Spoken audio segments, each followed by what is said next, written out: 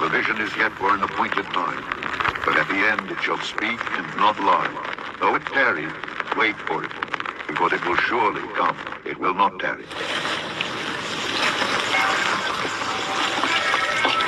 The human body is the next big platform. We're updating our bodies with technology on a large scale already with wearables.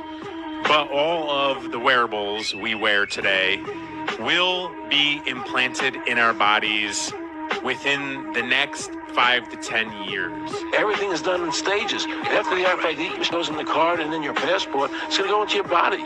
That's what they're going to try and do. And that's connected to a database that has your purchasing records, what you do. Everything is in there. So imagine no card, you just pay with your hands. Imagine that you're lost and someone can find you, or you can't speak and you're in the hospital and the doctor waves a reader over your palm or your arm and knows your entire medical history. In a subdermal implant, you have a much more consistent environment. The sensor is in place and it's inside the body. This should be the way to find problems in your body and help you live longer in healthcare. I wanted to be part of the study to make sure that we are moving towards a more technical and advanced society.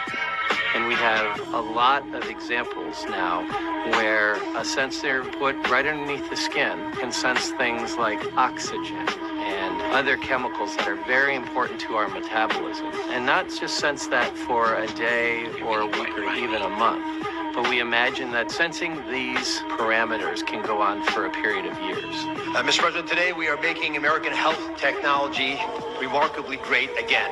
But this is being developed by the United States Digital Service, led by Amy Gleason, who's a wonderful technologist. She and I were with the President and Secretary Kennedy and the head of the czar for AI in this country on Wednesday, talking about overall how we're going to change the use of health technology in America. We've got to get into 2025 with health technology, as is true in every other sector. I know it's very futuristic, I get it, but I think what's wrong with just taking out your card, but good for them. I think it's the wave of the future that we'll all have implanted, especially that have our medical records. So you would do it? Sure.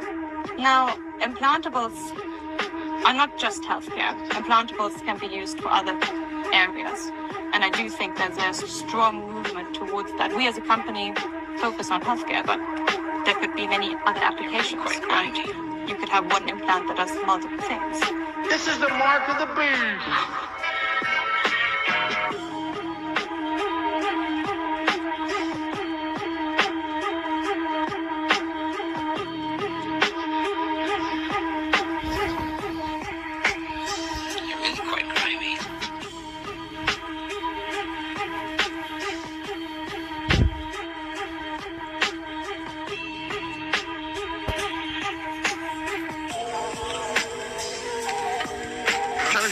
One of the biggest discoveries is actually this tiny. See how small that is?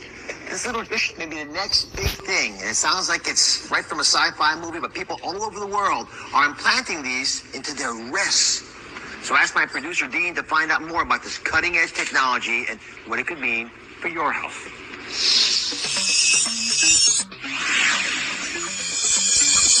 The possibilities are limitless, especially when it comes to your health. Imagine you're rushed to the hospital without any identification, but with just one scan of your chest, doctors know your name, date of birth, medical history, insurance, blood type, allergies, even the medication you're taking. This fish in your wrist won't just change your life. One day, it might just save it. And that's why this little RFID microfish is the next big thing. For decades, America's healthcare networks have been overdue for a high-tech upgrade, and that's what we're doing. The existing systems are often slow, costly, and incompatible with one another. But with today's announcement, we take a major step to bring healthcare into the digital age, something that is absolutely vital. You got to do it. Moving from clipboards and fax machines into a new era of convenience, profitability, and speed, and frankly, better health for people. Under the leadership of Administrator Oz, we're officially launching the CMS Digital Health Tech Ecosystem to give healthcare providers, insurers, and software companies the tools they need to empower Americans with a 21st century experience on health. The key breakthrough we've made is getting many of the biggest names in healthcare and technology to agree to that those standards of electronic medical records that we talk about and you've heard about for so many years, and now it's happening. This will allow patients to easily transmit information from one doctor to another, even if they're different networks and using different record-keeping systems. No matter what system they use, they're all transferable. The new standards will also make it simple for patients to access their own personal health records. I don't want to see mine, please. I don't want to see. I don't know about you. They have all sorts of things, sir. They can tell you exactly what your problem is going to be in 6 years.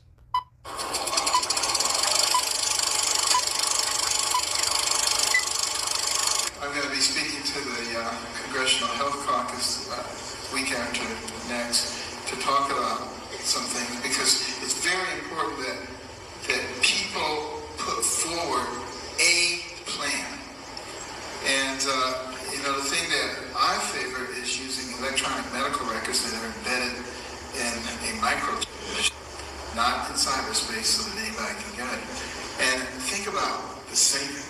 People know your allergies, your medications, whether there was a spot in your lung 5 years ago, just by popping it into the computer, and you maintain control of it.